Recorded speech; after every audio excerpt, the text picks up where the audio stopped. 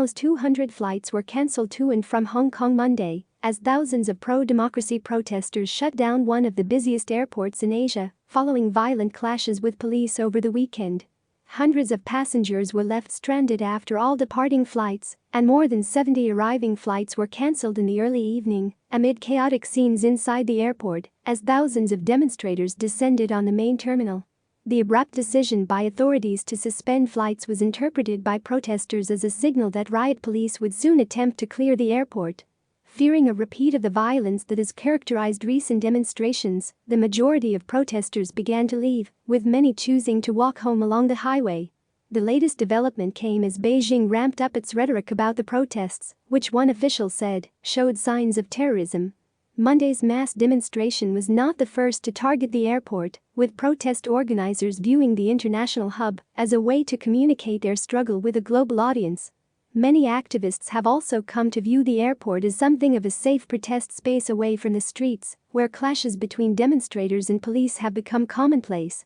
There was renewed outrage at the intensity of those clashes this week, after police and pro-democracy activists fought pitched battles on the streets across several districts of the city on Sunday.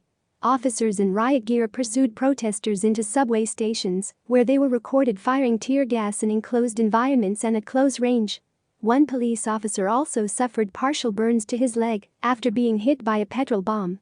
One female protester was seen being treated by paramedics after she was hit in the face by a beanbag round. Unconfirmed reports that she had potentially lost an eye were circulating Monday, with calls for an evil police eye for an eye protests to be held in response, with the airport as the primary target. Speaking to CNN at the airport Monday, protester Patsy Ko said the images from Sunday evening were the catalyst for her joining the rally there, her first time taking part in the anti-government demonstrations. "It is really sad for the people who were injured. I could not sleep last night," she said.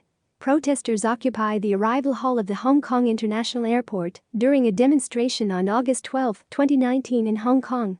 Many protesters Monday wore eye patches in reference to the woman's injury and handed out pamphlets and pasted posters showing photos of alleged police brutality throughout the protests.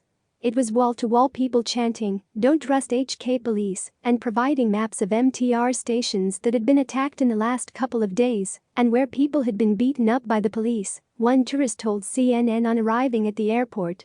While many visitors were sympathetic, others expressed their frustration at the protesters, blaming them for the disruption and flight cancellations, with little information available as to when. I got nothing to worry about.